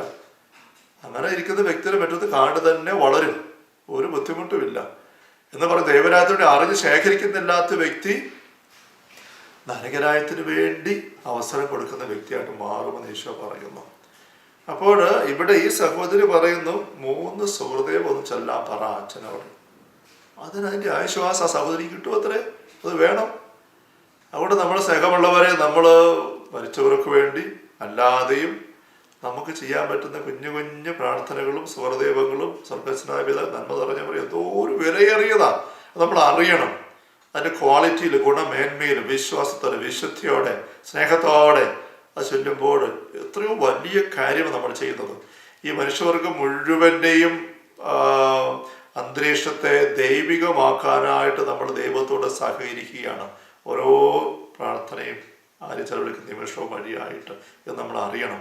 അപ്പോൾ ഈ സിസ്റ്റർ ഹെൻറി മരിച്ചു കഴിഞ്ഞിട്ട് അവിടെ ചെന്ന ഈ വിപ്രാസ്യ അമ്മ നോവിഷ്യത്തിലായിരിക്കുമ്പോഴാണ് കാണപ്പെട്ട് പറയുകയാണ്, എൻ്റെ കുമ്പസാരക്കാരൻ റോസ്പോണ്ട് അച്ഛനോട് പറയണം, ഒരു കുർബാന എനിക്ക് വേണ്ടി ചെല്ലണം, ഒരു 3 സുഹൃദേവൻ ചെല്ലണമെന്ന്. ഞാൻ ആദ്യം സമ്മതിച്ചെങ്കിലും പിറ്റേ ദിവസം നോവീസ് മിസ്ട്രസിനെ സമീപിക്കേണ്ട തീരുമാനിച്ചു. അങ്ങനെ പറയാമെന്ന് പറഞ്ഞു. പക്ഷേ പിന്നെ ഓർത്തു, വേണ്ട, തോന്നലായിരിക്കും, അല്ലെങ്കിൽ വേണ്ട, മാറ്റിവെച്ചു. ഇതെല്ലാം എൻ്റെ സ്വപ്നത്തിൽ സംഭവിച്ചാണോ അത് സത്യമാണോ എന്ന് എനിക്ക് തീർച്ചയില്ലായിരുന്നു. അതിനെ ഞാൻ പോയി പറഞ്ഞില്ല. പിറ്റേ രാത്രി ഇത് കൂടുതൽ വ്യക്തമായി ആവർത്തിക്കപ്പെട്ടു. ഈ സിസ്റ്റർ ഹെൻറി വന്നിട്ട് വീണ്ടും ആവശ്യപ്പെട്ടു, പോയി ആ നോവിസ് മിസ്റ്റർ ഒന്ന് പറഞ്ഞിട്ട് റോസ്പോണ്ടത്തോട് പോയി പറ, എനിക്ക് വേണ്ടി 3 സുഹൃദേവൻ ചെല്ലാൻ, ഒരു കുർബാന അർപ്പിക്കാൻ പറഞ്ഞേ വീണ്ടും ഒന്ന് പറയുകയാണ്. പിന്നെ എനിക്കൊരു സംശയം തോന്നിയില്ല. എങ്കിലും പിറ്റേന്ന് രാവിലെ നോവിസ് മിസ്റ്റേഴ്സിനോട് ഇതേപ്പറ്റി പറയണ്ട എന്ന് ഞാൻ തീരുമാനിച്ചു. എന്തുകൊണ്ടാ? ഹോസ്റ്റലിൽ അങ്ങനെ ചിന്തിച്ച് നമുക്ക് അറിഞ്ഞുകൂടാ. സെബസ്റ്റ്യൻ അന്ന് കൊച്ചാണ്, ഹോസ്റ്റൽസിലാണ്. അപ്പം മറത്ത് ചേർന്നിട്ടേ ഉള്ളൂ. കൊച്ചായിരിക്കുന്നതിന് പരിചയക്കുറവും പേടിയെല്ലാം കാണുമായിരിക്കും. പിന്നെ ആത്മീയ അനുഭവം കൊണ്ട് ഉണ്ടായി വരുന്നുണ്ട്, ബോധ്യക്കുറവ് ഉണ്ടായിരിക്കും. അതുകൊണ്ട് ഒരു മടി വെച്ചുകൊണ്ട് സാരമില്ല, മിണ്ടണ്ട എന്ന് വിചാരിച്ചു. പകൽ സമയം എപ്പോഴെങ്കിലും കാണുമ്പോൾ പറയാം, നോവിസ് മിസ്റ്ററിനെ കാണാൻ വേണ്ടി പോയി പറയണ്ട, എപ്പോഴും കാണുമ്പോൾ വേണേൽ പറയാം എന്ന് വിചാരിച്ചു. താമസിയാതെ ഇടനാഴിയിൽ വെച്ച് ഞാൻ സിസ്റ്റർ ഹെൻറിയെ കണ്ടുമുട്ടി. ഈ മരിച്ച സിസ്റ്റർ ഇത് നടന്ന് ഇടവഴി കൂടെ അങ്ങ് പോകുമ്പോൾ, കോറിഡോറിൽ കൂടെ പോകുമ്പോൾ ഉണ്ട്, വരാന്തയിൽ വെച്ച് സിസ്റ്റർ ഹെൻറി നേരെ മുന്നിൽ നിൽക്കുന്നു. ഉടനെ തന്നെ ഞാൻ കാര്യങ്ങൾ പറയാതിരുന്നതിൽ അവരെന്നെ കുറ്റപ്പെടുത്തി. 2 പ്രാവശ്യം പറഞ്ഞിട്ടും പോയി പറയാതിരുന്ന എന്തെന്ന് വഴക്ക് പറഞ്ഞു. എൻ്റെ ആത്മാവ് വളരെ അസ്വസ്ഥമായി. അതിനാൽ ഞാൻ നോവിസ് മിസ്റ്റേഴ്സിനോട് കാര്യങ്ങളെല്ലാം വിശദീകരിച്ചു. നേരെ പോയി മിസ്റ്റേഴ്സിൻ്റെ കാര്യം പറഞ്ഞു. ഇക്കാര്യങ്ങൾ വേണ്ട വിധത്തിൽ കൈകാര്യം ചെയ്തു കൊള്ളാമെന്ന് മാത്രം പ്രതിപദിച്ചു. ഉടനെ തന്നെ എൻ്റെ ആത്മാവ് സ്വസ്ഥമായി. 3-ാം ദിവസം ആ സിസ്റ്റർ എൻ്റെ അടുക്കൽ വന്ന് ദൈവം നിനക്ക് പ്രതിഫലം തരട്ടെ എന്ന് പറഞ്ഞു. അപ്പോൾ അച്ഛനോട് പറഞ്ഞു. അച്ഛൻ ബലി അർപ്പിച്ചു, സുഹൃദേവൻ ചൊല്ലി. അതിൻ്റെ ആശ്വാസം ആ സഹോദരിക്ക് കിട്ടി. അതിന് നന്ദി വന്ന് പറയുകയാണ്. നോക്കിക്കേ, അപ്പോൾ ശുദ്ധീകരണ ആത്മാക്കൾക്കൂടെ നമ്മൾ പ്രാർത്ഥിക്കും, അവർക്ക് അതിൻ്റെ ഫലം കിട്ടുന്നത് എത്ര എളുപ്പത്തിൽ. ഈ ഒരു അനുഭവം ഇവിടെ ഫൗസ്റ്റീന നല്ല ശാന്തതയോടെ, വ്യക്തതയോടെ, തീർച്ചയോടെ പങ്കുവച്ചിരിക്കുകയാണ്. ചുമ്മാ സംശയമൊന്നുമല്ല. ഈ മരിച്ച വ്യക്തിയുടെ സിസ്റ്റർ ഹെൻറിയുടെ ആത്മാവിനെ ആ സിസ്റ്റർ ഫൗസ്റ്റീന കാണുന്നത് നേരിട്ട് കാണുകയാണ്. വീണ്ടും നമ്മൾ മുന്നോട്ട് ഡയറി വായിച്ചു വരുമ്പോൾ 58-ാമത്തെ നമ്പർ ഖണ്ഡികയിൽ നമ്മൾ വേറെ അനുഭവം ഇങ്ങനെ വായിക്കുന്നു. ഒരു രാത്രി 2 മാസം മുമ്പ് മരിച്ച ഒരു സിസ്റ്റർ എൻ്റെ അടുത്ത് വന്നു. അവൾ 1-ാം ഗണത്തിലെ അംഗമായിരുന്നു. അവളുടെ മുഖം വികൃതമായും തീജ്വാലകളാൽ എരിയപ്പെട്ടും വളരെ പരിതാപകരമായ അവസ്ഥയിലാണ് കാണപ്പെട്ടത്. ഈ ദർശനം കുറച്ച് സമയത്തേക്ക് മാത്രമേ ഉണ്ടായിരുന്നുള്ളൂ. പിന്നീട് അവൾ അപ്രത്യക്ഷയായി. 2 മാസം മുമ്പ് മരിച്ച സിസ്റ്റർ, മരിച്ച സിസ്റ്ററാണ്. ഇത് കാണപ്പെട്ടു. ദയനീയ അവസ്ഥയിലാണ്, അഗ്നിജ്വാലകൾ കൊണ്ട് ഇങ്ങനെ എരിയുന്ന അവസ്ഥയിൽ, മുഖമെല്ലാം കരിവാഴ്ച വല്ലാണ്ടായിട്ട്. ഞാൻ ഭയന്നു വിറച്ചു. കാരണം അവൾ നരകത്തിലാണോ ശുദ്ധീകരണ അവസ്ഥയിലാണോ പീഡ സഹിക്കുന്നത് എനിക്ക് മനസ്സിലാക്കാൻ പറ്റിയില്ല. എന്നിരുന്നാലും ഞാൻ അവൾക്ക് വേണ്ടിയുള്ള പ്രാർത്ഥന ഇരട്ടിപ്പിച്ചു. പിറ്റേ ദിവസം അവൾ വീണ്ടും വന്നു. എന്നാൽ ഇപ്പോൾ കുറെ കൂടി പരിതാപകരമായ അവസ്ഥയിലായിരുന്നു. വളരെ നിരാശാഭരിതയായി അതിതീവ്രമായ അഗ്നിയുടെ നടുവിൽ കാണപ്പെട്ടു. അവൾക്ക് വേണ്ടി പ്രാർത്ഥിച്ചതിന് ശേഷവും അവളെ കൂടുതൽ മോശമായ അവസ്ഥയിൽ കണ്ടതിനാൽ ഞാൻ വിസ്മയിച്ചുകൊണ്ട് ചോദിച്ചു, എൻ്റെ പ്രാർത്ഥനകൾ നിന്നെ സഹായിച്ചില്ലേ? അപ്പം അതിന് മറുപടി വരികയാണ്, എൻ്റെ പ്രാർത്ഥന അവളെ സഹായിച്ചില്ല എന്ന് തന്നെയല്ല, അവളെ സഹായിക്കാൻ സാധ്യവുമല്ല എന്നവൾ മറുപടി പറഞ്ഞു. ഞാൻ അവളോട് ചോദിച്ചു, നമ്മുടെ സമൂഹം മുഴുവനും നിനക്ക് വേണ്ടി ചില പ്രാർത്ഥനകളും നിനക്ക് സഹായമായില്ലേ? അവൾ പറഞ്ഞു, ഇല്ല, അത് മറ്റു പല ആത്മാക്കളുടെ രക്ഷയെ സഹായിച്ചു. അപ്പം ഇത് കേട്ടപ്പോൾ ഫൗസ്റ്റീന പറഞ്ഞു, സിസ്റ്റർ, എൻ്റെ പ്രാർത്ഥനകൾ നിന്നെ സഹായിക്കുന്നില്ലെങ്കിൽ ഇനി എൻ്റെ അടുത്ത് വരണ്ട എന്ന് ഞാൻ പറഞ്ഞു. ഉടനെ തന്നെ അവൾ അപ്രത്യക്ഷയായി. അങ്ങനെ പറഞ്ഞെങ്കിലും ഞാൻ അവൾക്ക് വേണ്ടി പ്രാർത്ഥിച്ചു കൊണ്ടിരുന്നു. അപ്പോൾ ഇതൊരു നമുക്ക് സാധാരണ ചിന്തിക്കുമ്പോൾ ചിന്തിക്കാത്തൊരു കാര്യമാണിത്. ആ സിസ്റ്ററിന് വേണ്ടി ഫൗസ്റ്റീന പ്രാർത്ഥിച്ച് തീക്ഷ്ണമായിട്ട് ആശ്വാസം കിട്ടിയില്ല. പിന്നെ ദയനീയമായ അവസ്ഥയിൽ, കൂടുതൽ ദയനീയമായ അവസ്ഥയിൽ കാണപ്പെട്ടു. ചോദിക്കും പറയാണ്, പ്രാർത്ഥന അയച്ചത് എനിക്ക് കിട്ടിയില്ല, അത് വേറെ ആൾക്കാർക്ക് കൊടുത്തു, വേറെ ആത്മാക്കൾക്ക് കൊടുത്തു. അപ്പോൾ പ്രാർത്ഥന സഹായിക്കാൻ പറ്റുന്നില്ല. അപ്പോൾ ഫൗസ്റ്റീന പറഞ്ഞു, എന്നാലും എൻ്റെ അടുത്ത് വരണ്ട, ഞാൻ പ്രാർത്ഥിച്ചോളാം എന്ന് പറഞ്ഞ് വിടുകയാണ്. അപ്പം ഇവിടെ നമുക്ക് അറിഞ്ഞുകൂടാ എന്താണ് അതിന് പുറകിലുള്ള ദൈവനീതിയുടെ കാര്യമെന്ന്. ഒരുപക്ഷെ ശുദ്ധികരാത്മാക്കൾക്കായിട്ട് എത്തുന്ന പ്രാർത്ഥന ആവശ്യത്തിന് തികയുന്നില്ലാത്തത് കൊണ്ട്, തീർച്ചയായിട്ടും തികയുന്നില്ല. കിട്ടുന്ന പ്രാർത്ഥന അത് ഏറ്റവും അർഹിക്കുന്ന ആത്മാക്കൾക്കായിട്ട് ദൈവം എടുത്ത് കൊടുക്കുന്നു എന്ന് ദൈവത്തിൻ്റെ നീതി ദൈവം അങ്ങനെ ചെയ്യുന്നവർ നമ്മൾ ചിന്തിക്കുന്നിടത്തൊരു പക്ഷെ അഭംഗിയില്ലായിരിക്കാം, എനിക്ക് അറിഞ്ഞുകൂടാ. അപ്പോൾ ഈ സഹോദരിക്ക് പിന്നെ എന്നാ നമ്മുടെ ഈ വ്യക്തിയുടെ പ്രാർത്ഥിച്ചത്, ആ വ്യക്തിക്ക് ഉള്ളത് നമ്മളെ പിന്നെ കൊടുക്കും. അപ്പോൾ നമ്മൾ ശുദ്ധീരാത്മാക്കൾക്ക് വേണ്ടി പൊതുവായിട്ട് പ്രാർത്ഥന സമർപ്പിക്കുന്നതിന് അതിൻ്റെതായ വിലയുണ്ടെന്നല്ലേ അർത്ഥം. നമുക്ക് പ്രത്യേകം പറയേണ്ട വ്യക്തികളെ, ആത്മാക്കളുടെ പേര് പറഞ്ഞ് അങ്ങനെ തന്നെ പറഞ്ഞ് പ്രാർത്ഥിക്കാം. അങ്ങനെ പ്രത്യേകം പേര് പറയുന്നതിന് കൂടെ തന്നെ എല്ലാ ശുദ്ധികരാത്മാക്കൾക്ക് വേണ്ടിയിട്ട് പൊതുവായിട്ട് പലപ്പോഴും പ്രാർത്ഥിക്കുന്ന കാര്യമാണ്. ആരോരും ഓർക്കാനില്ലാത്ത ശുദ്ധികരാത്മാക്കൾക്ക് വേണ്ടി പ്രത്യേകം ഒന്ന് പറയാറുണ്ട്. അത് മനോഹരമാണ്. അപ്പം അങ്ങനെ നമ്മൾ പേര് പറഞ്ഞ് പൊതുവായിട്ട് ഉള്ള പ്രാർത്ഥന മുഴുവനും അത് ശുദ്ധീകരണാവസ്ഥയിലുള്ള ആത്മാക്കൾക്ക് ഉപകാരപ്പെടും. ദൈവം ഉപകാരപ്പെടുത്തും. പിന്നെ ഏത് വ്യക്തിക്ക് എപ്പോഴാണ് ഏത് ആത്മാവിന് എങ്ങനെയാണെന്നുള്ളത് നമുക്ക് അറിഞ്ഞുകൂടാ. അത് തമ്പുരാൻ്റെ നീതി, കരുണ. അവിടെ ഒരു പക്ഷേ ഏറ്റവും നല്ല മാർഗം എനിക്ക് എപ്പോഴും തോന്നാറുള്ള, മാതാവിൻ്റെ കയ്യിലേക്ക് നമ്മുടെ പ്രാർത്ഥന എല്ലാം കേൾപ്പിച്ച് വെക്കുക. നമുക്ക് പ്രത്യേകം പ്രാർത്ഥിക്കാൻ കടപ്പെട്ട വ്യക്തികളുടെ പേര് പറഞ്ഞ് തന്നെ വെച്ച് പ്രാർത്ഥിക്കാം. ബാക്കി പേര് നമുക്ക് സമുദ്ര താരമെന്ന് ഇവിടെ ഫൗസ്റ്റീന പറയുന്നുള്ള, മാതാവ് ശുദ്ധീകരണത്തിൽ ചെല്ലുന്നു, ആത്മാക്കളെ സന്ദർശിക്കുന്നു. മാതാവിൻ്റെ കയ്യിലേക്ക് നമ്മുടെ നിയോഗ പ്രാർത്ഥന എല്ലാം കേൾപ്പിച്ച് കൊടുത്തേക്കാം. അമ്മ അത് ഏറ്റവും ഉചിതമായ രീതിയിൽ ആർക്കാണോ വേണ്ടത് അവർക്ക് വേണ്ടി കൊടുത്തേരെ. അവർക്ക് വേണ്ടി കൊടുത്തിട്ടുമ്പോൾ നമ്മൾ പ്രാർത്ഥന അങ്ങോട്ട് എത്തിച്ചു കൊടുത്തേക്കുക. നമ്മൾ ദശാംശം കൊടുക്കുമ്പോൾ അല്ലെങ്കിൽ പരോപകാര പ്രവർത്തിക്ക് വേണ്ടി പണം മാറ്റി വെച്ചിട്ട് വികാരച്ചനെ കൊണ്ട് ഏൽപ്പിക്കുന്നു. അപ്പം നമ്മൾ പറയും, അച്ഛാ ഇത് അച്ഛൻ്റെ ഇടവകയിലുള്ള അച്ഛൻ അറിയാവുന്ന ഏതെങ്കിലും അർഹിക്കുന്ന വ്യക്തിക്ക് വേണ്ടി ചെലവഴിച്ചേരെ, എനിക്ക് ആരെന്നറിയേണ്ട ആവശ്യമില്ല, അച്ഛൻ ചെലവഴിച്ചാൽ മതി. ഏറ്റവും അർഹിക്കുന്നവർക്ക് അച്ഛൻ കൊടുത്തു. അച്ഛൻ ഇടവകയിലുള്ള അച്ഛൻ അറിയാമല്ലോ. അങ്ങനെ അച്ഛനെ ഏൽപ്പിക്കുമ്പോൾ നമ്മുടെ ഭാഗം തീർന്നു. അപ്പോൾ അച്ഛനെ പണം കിട്ടുമ്പോൾ അച്ഛൻ മനസ്സുകൊണ്ട് ഓർക്കുക, ആ കുടുംബം, ഈ കുടുംബം, മറ്റേ കുടുംബം, അവരിവിടെ ആരാണ്, അച്ഛനത് വേണ്ട പോലെ ഉചിതമായ രീതിയിൽ അവർക്ക് കൊടുക്കും. അപ്പം നമ്മൾ തന്നെ പോയി ഒരാൾ കൊടുക്കുന്നതിനേക്കാൾ വരുമ്പോൾ ഉപകാരപ്പെടുന്നത് അതാണ് എന്ന് പറഞ്ഞാൽ നമുക്ക് അമ്മയ്ക്ക് ഇങ്ങനെ ഏൽപ്പിച്ചു കൊടുക്കുന്നത് നല്ലതാണ്. അപ്പോൾ ഇവിടെ വീണ്ടും അതിൻ്റെ ബാക്കി നമ്മൾ വായിക്കുകയാണ് ഇങ്ങനെ. അപ്പോൾ ഈ സിസ്റ്റർ ഇങ്ങനെ അപ്രത്യക്ഷമായി, ഇനി എൻ്റെ അടുത്ത് വരരുതെന്ന് ഫൗസ്റ്റീന പറഞ്ഞു, എൻ്റെ പ്രാർത്ഥന നിങ്ങൾക്ക് സഹായമാകുന്നില്ല എങ്കിലും, ഇങ്ങനെ പറഞ്ഞെങ്കിലും ഞാൻ അവൾക്ക് വേണ്ടി പ്രാർത്ഥിച്ചുകൊണ്ടേയിരുന്നു. ഫൗസ്റ്റീന എഴുതിയിരിക്കുകയാണ്. തുടരുന്നു, വളരെ നാളുകൾക്ക് ശേഷം ഒരു രാത്രി അവൾ വീണ്ടും എൻ്റെ അടുക്കൽ വന്നു. അപ്പോഴേക്കും അവളുടെ രൂപം വ്യത്യാസപ്പെട്ടിരുന്നു. മുമ്പുണ്ടായിരുന്ന പോലെ അഗ്നിജ്വാലകളില്ലായിരുന്നു. ശോഭയേറിയ മുഖത്തോടും സന്തോഷഭരിതമായ കണ്ണുകളോടും കൂടിയാണ് അവൾ വന്നത്. അവൾ വന്നിട്ട് പറയുകയാണ്, എനിക്ക് സഹോദരങ്ങളുടെ യഥാർത്ഥ സ്നേഹമുണ്ടെന്നും എൻ്റെ പ്രാർത്ഥന ധാരാളം ആത്മാക്കൾക്ക് പ്രയോജനം ചെയ്യുന്നുണ്ടെന്നും ശുദ്ധികരാത്മാക്കൾക്ക് വേണ്ട പ്രാർത്ഥന ഒരിക്കലും നിർത്തരുതെന്ന് അവൾ പറഞ്ഞു. അവൾ അവിടെ അധികം നാൾ കിടക്കേണ്ടതില്ലെന്നും അവൾ അറിയിച്ചു. ദൈവകൽപ്പിതങ്ങൾ എത്രയോ വിസ്മയകരമാണ്, തമ്പുരാൻ്റെ വഴികൾ. അപ്പം ആദ്യത്തെ പ്രാർത്ഥന ഒന്നും അവർക്ക് ഉപകാരപ്പെട്ടില്ല. പക്ഷേ ഫൗസ്റ്റീന പ്രാർത്ഥന തുറന്നുകൊണ്ടേയിരുന്നു. ഇപ്പോൾ വളരെ നാളുകൾക്ക് ശേഷം ഈ സഹോദരി വീണ്ടും വന്ന് നന്ദി പറയുകയാണ്. നിങ്ങളുടെ പ്രാർത്ഥന വഴി എനിക്ക് ഒത്തിരി ആശ്വാസമായി, ഇനി അതിനാളില്ല. ശോഭയുള്ള മുഖത്തോടുകൂടിയാണ് വരുന്നത്. എന്നിട്ട് പറഞ്ഞ്, നിങ്ങൾക്ക് ശരിക്കും സഹോദര സ്നേഹമുണ്ട്. അപ്പോൾ നമ്മൾ ശരിക്കും സഹോദര സ്നേഹമുള്ളവരാകണമെങ്കിൽ ഈ ശുദ്ധീകരണത്തിൽ നമ്മുടെ സഹോദരങ്ങൾ നമ്മൾ സ്നേഹത്തോടെ ഓർക്കണം. അവരെ നമ്മൾ ഈ രീതിയിൽ പ്രാർത്ഥന വഴി സഹായിക്കണം. അത് ഈ ഫൗസ്റ്റീന വഴി നമുക്ക് ഉറപ്പായിട്ട് കിട്ടുകയാണ്. വീണ്ടും 1-2 കുഞ്ഞു സംഭവങ്ങൾ കൂടെ. 516 ഖണ്ഡിക ഫൗസ്റ്റീന ഡയറി തന്നെയാണ്. ആ ദിവസം തന്നെ വേറെ പുസ്തകത്തിൻ്റെ കാര്യം പറയുകയാണ്, അല്ലെങ്കിൽ 515 നോക്കാം.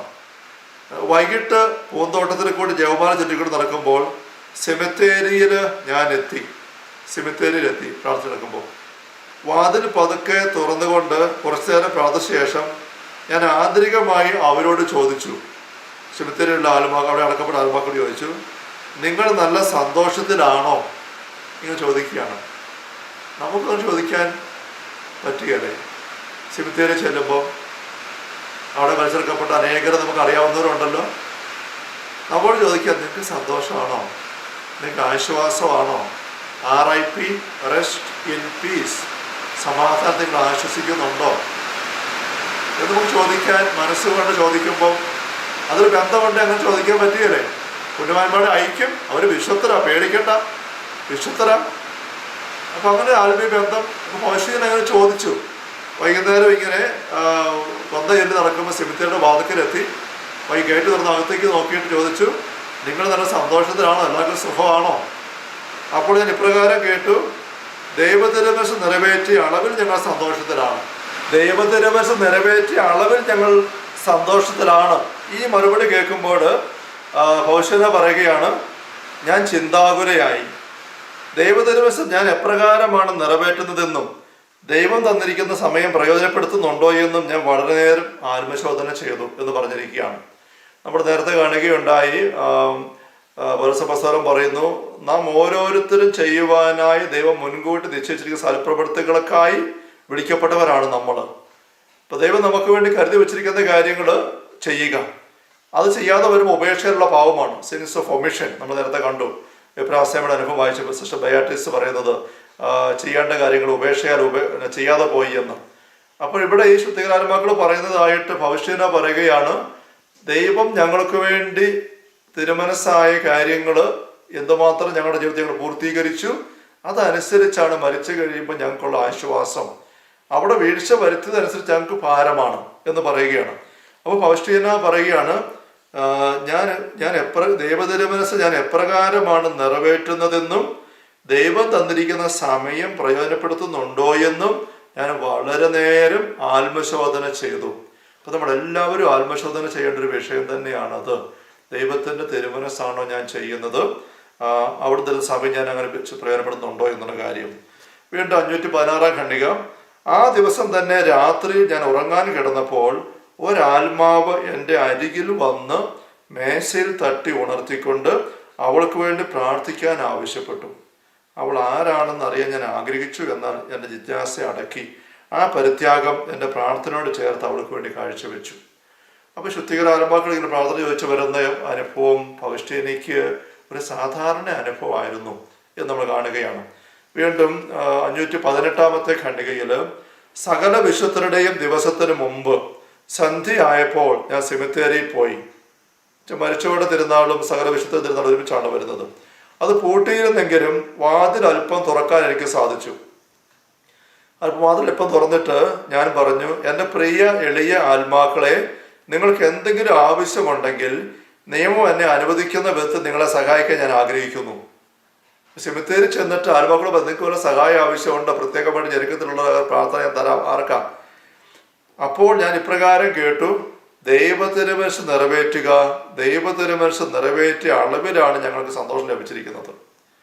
അപ്പം അങ്ങനെയാണ് നിനക്ക് എന്നെ ഞങ്ങളെ സഹായിക്കാൻ പറ്റും. ദൈവതിരുമനസ്സ് നിറവേറ്റിക്കൊണ്ട് പോവുക. ആ ഒരു ആശയം ആവർത്തിച്ച് ഇവിടെ പൗശീന പങ്കുവെക്കുന്ന നമ്മൾ കാണുകയാണ്. 519 ഖണ്ഡിക. വൈകിട്ട് ഈ ആത്മാക്കൾ വന്ന് എന്നോട് പ്രാർത്ഥനാ സഹായം ചോദിച്ചു. ഞാൻ അവർക്ക് വേണ്ടി വളരെയധികം പ്രാർത്ഥിച്ചു. സായാഹ്നത്തിൽ സെമിത്തേരിയിൽ നിന്ന് പ്രദർശനം മടങ്ങി വരുമ്പോൾ, മരിച്ചവരുടെ തിരുനാൾ ദിവസം നവംബർ 1-2 ദിവസങ്ങളിൽ നമ്മൾ സകല വിശുദ്ധരുടെയും സകല മരിച്ചവരുടെയും തിരുനാൾ ആഘോഷിക്കുന്ന രീതിയിൽ എത്തിക്രമത്തിലുണ്ടല്ലോ, അതിൻ്റെ പശ്ചാത്തലത്തിൽ ഇവിടെ ഈ സംഭവം പറഞ്ഞിരിക്കുന്നത്.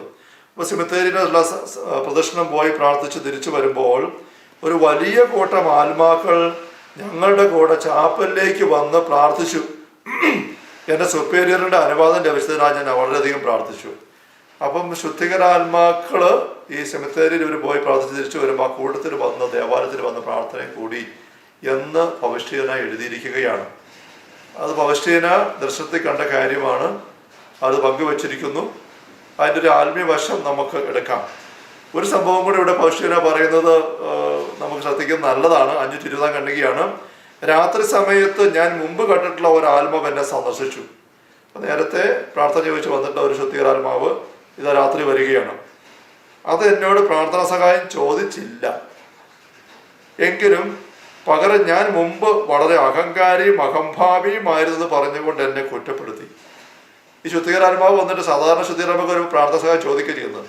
ഇതങ്ങനെ പ്രാർത്ഥന സഹായം ചോദിക്കുന്നില്ല. എന്നിട്ട് മാത്രമല്ല, വന്നിട്ട് നീ ഭയങ്കര അഹങ്കാരിയാണ്, അഹംഭാവിയാണ് എന്ന് പറഞ്ഞുകൊണ്ട് കുറ്റപ്പെടുത്തി. ഇപ്പോഴും പല ദുർഗണങ്ങളുള്ള നീ മറ്റവർക്ക് വേണ്ടി മധ്യസ്ഥം പ്രാർത്ഥിക്കുകയാണ്, പുച്ഛം പറയുകയാണ്. ഇത്രയും കുറവ് വെച്ചോണ്ടാണ് നീ ആൾക്കാരെ കൊണ്ട് പ്രാർത്ഥിക്കുന്നത്. തീർച്ചയായും ഞാൻ മുമ്പ് അഹംഭാവിയും അഹങ്കാരിയും ആയിരുന്നെന്നും അതെല്ലാം കുമ്പസാരിച്ചിട്ടുണ്ടെന്നും എൻ്റെ പാപങ്ങൾക്ക് വേണ്ടി പരിഹാരം ചെയ്തിട്ടുണ്ടെന്നും ഞാൻ പറഞ്ഞു. എൻ്റെ ദൈവത്തിൻ്റെ നന്മയിൽ ഞാൻ ആശ്രയിക്കുന്നുവെന്നും ചെറിയ കാര്യങ്ങളിൽ വല്ലപ്പോഴും വീണു പോകുന്നുണ്ടെങ്കിൽ അത് മനഃപൂർവ്വം ചെയ്യുന്നതല്ലെന്നും ഞാൻ മറുപടി കൊടുത്തു. ആത്മാർത്ഥമായിട്ട് പൗരസ്ത്യൻ അവിടെ കാര്യം പറഞ്ഞു. എന്നാൽ വീണ്ടും ആ ആത്മ ഇപ്രകാരം പറഞ്ഞുകൊണ്ട് എന്നെ കുറ്റപ്പെടുത്തി. എൻ്റെ നന്മയെ നീ എന്തുകൊണ്ടാണ് അംഗീകരിക്കാൻ മടിക്കുന്നത്? എന്തുകൊണ്ടാണ് മറ്റവർ ചെയ്യുന്നവർ നീ മാത്രം എൻ്റെ വലിയ പ്രവർത്തികളെ മഹത്വപ്പെടുത്താത്തത്? അങ്ങ് ചോദ്യം. ആ ആത്മാവിന്റെ രൂപത്തിൽ പ്രത്യക്ഷപ്പെട്ടത് സാത്താൻ തന്നെ ആയിരുന്നുവെന്ന് മനസ്സിലാക്കിക്കൊണ്ട് ഞാൻ പറഞ്ഞു, എല്ലാ മഹത്വവും ദൈവത്തിന് മാത്രമുള്ളതാണ്, സാത്താനെ ദൂരെ പോവുക.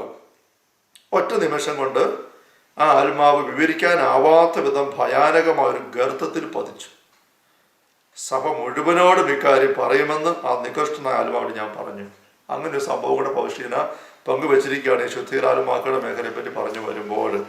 അപ്പൊ പിശാചിന് ഇഷ്ടപ്പെടുന്നില്ല ശുദ്ധീകരാത്മാക്കൾക്ക് വേണ്ടി ഒരു വ്യക്തി നമ്മൾ പ്രാർത്ഥിക്കുന്നത്.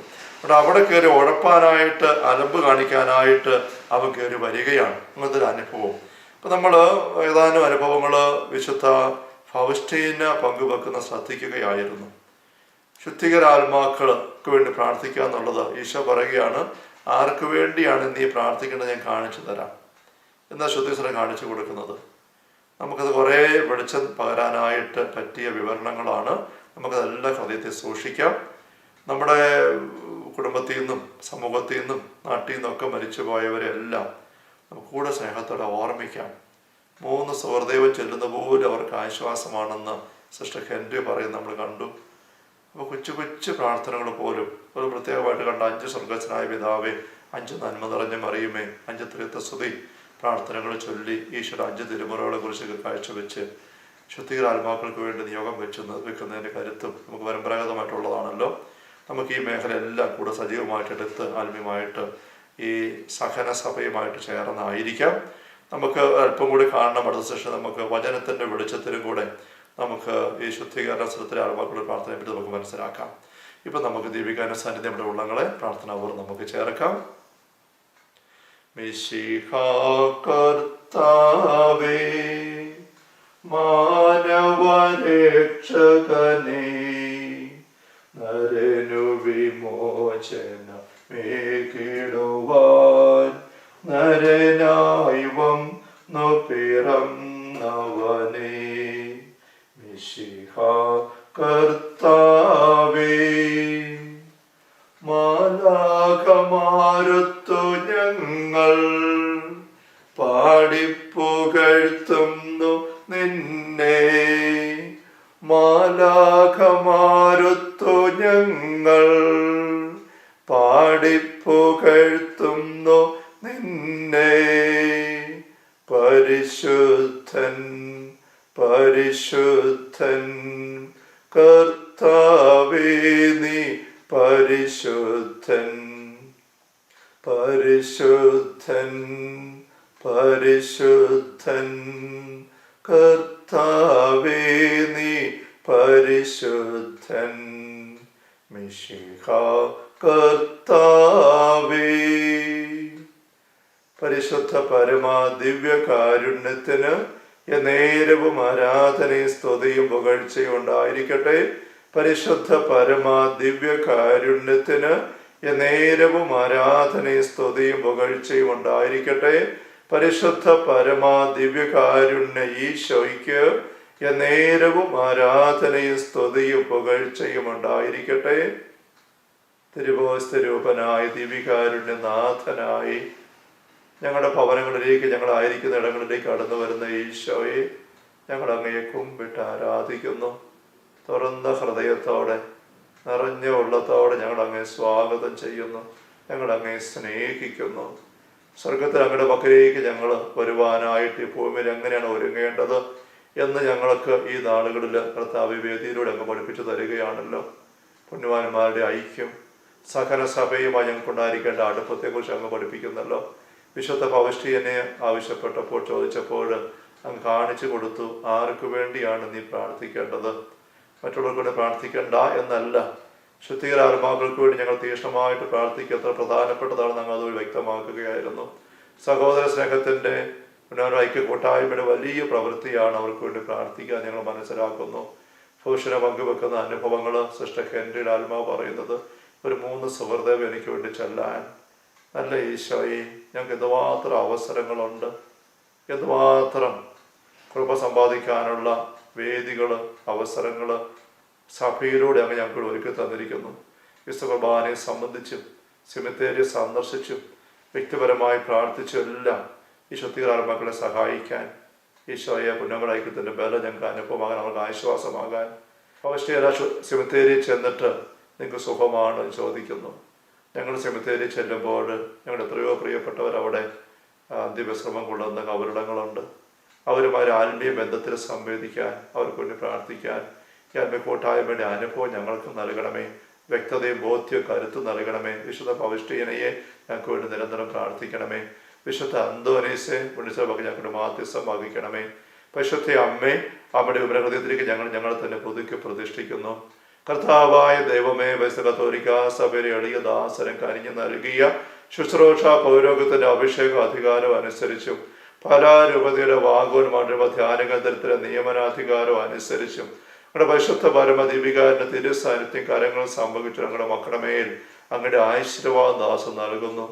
കർത്താവ് ഈശോ മിശിഹായുടെ സമൃദ്ധമായ കൃപയും അനുഗ്രഹങ്ങളും പിതാവായ ദൈവത്തിന്റെ അവർണ്ണനീയമായ സ്നേഹവും പരിശുദ്ധാത്മാവായ ദൈവത്തിന്റെ നിരന്തരമായ സാന്നിധ്യവും സഹവാസവും സ്നേഹമുള്ള സഹോദരങ്ങളെ നാം ഓരോരുത്തരോടും കൂടെ, നമ്മുടെ എല്ലാ നിയോഗങ്ങളോടും കൂടെ, നമ്മുടെ എല്ലാ പ്രിയപ്പെട്ടവരോടും കൂടെ, നമ്മൾ ബന്ധപ്പെട്ട എല്ലാ ശുദ്ധികര ആത്മാക്കളോടും കൂടെ വളരെ പ്രത്യേകമായി ഈ ശുശ്രൂഷയ്ക്ക് വേണ്ടി മത്സ്യപ്രാർത്ഥന സമർപ്പിച്ചും ത്യാഗങ്ങൾ കാഴ്ചവെച്ചും ഈശോയോട് ദൈവരായ ശുശ്രൂഷ സഹകരിക്കുന്ന ഓരോ വ്യക്തിയോടും കൂടെ 100 ഇരട്ടിയായിട്ട് ഉണ്ടായിരിക്കട്ടെ, ഇപ്പോഴും എപ്പോഴും എന്നേക്കും. ആമേൻ. പരിശുദ്ധ പരമ ദിവ്യ കാരുണ്യത്തിന് എന്നേരവും ആരാധനയും സ്തുതിയും പുകഴ്ചയും ഉണ്ടായിരിക്കട്ടെ. പരിശുദ്ധ പരമ ദിവ്യ കാരുണ്യത്തിന് എന്നേരവും ആരാധനയും സ്തുതിയും പുകഴ്ചയും ഉണ്ടായിരിക്കട്ടെ. പരിശുദ്ധ പരമ ദിവ്യകാരുണ്യ ഈശോയ്ക്ക് എന്നേരവും ആരാധനയും സ്തുതിയും പുകഴ്ചയും ഉണ്ടായിരിക്കട്ടെ.